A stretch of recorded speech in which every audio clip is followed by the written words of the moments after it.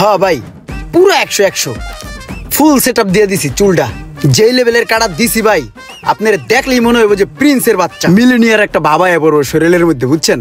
আর যে বাবরি রাখতেছেন না ভাই, এটাতে সেই মানাইবো, অস্থির লাগবো ভাই আপনারে। তো ভাই আপনার কাজ মোটামুটি কমপ্লিট।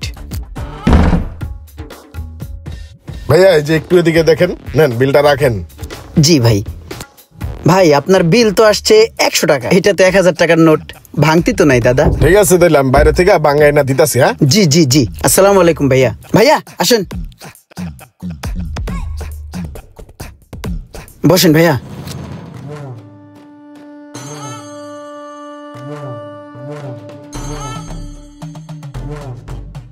তো দাদা কি কাটিং দিব?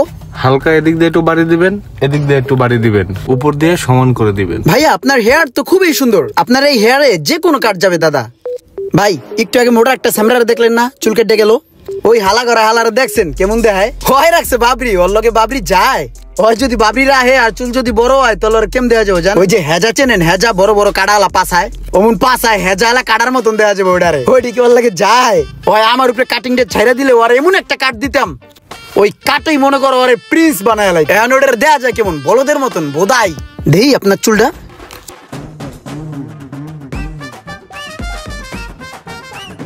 ভাই এই যে বাঙ্গাই আনছি, বিলটা রাখেন। ভাইয়া এটাও তো ভাঙতি নাই, আপনি তো আবার 200 টাকার নোট নিয়ে আসছেন। আপনার বিল তো 100 টাকা ভাইয়া, 100 টাকা দেন। আরে বিল তো 200, 100 আমার চুলের আর এই যে 100 আমার ছোট ভাইয়ের। বাইগান तेरी दादागिरी निकाल दूंगा मैं।